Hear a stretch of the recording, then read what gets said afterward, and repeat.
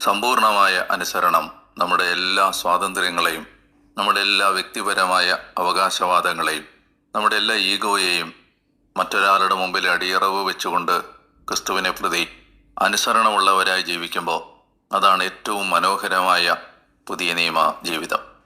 സാത്താൻ്റെ തല തകർക്കപ്പെടുന്നത് സമ്പൂർണമായ അനുസരണത്തിലാണ്.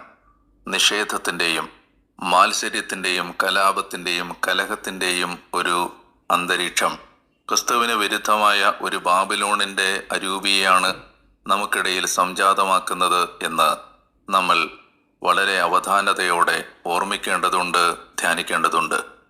ക്രിസ്തുവിലുള്ള വിശ്വാസത്തിലൂടെ സ്വീകരിച്ച നന്മകൾ ആസ്വദിച്ചതിന് ശേഷം വീണ്ടും മനഃപൂർവ്വം പാപത്തിലേക്ക് മടങ്ങിപ്പോയാൽ രക്ഷിക്കാൻ വീണ്ടും ഒരു ബലി അവശേഷിക്കുന്നില്ല എന്ന താക്കീത് എബ്രായ ലേഖനത്തിൽ നൽകപ്പെടുന്നുണ്ട്.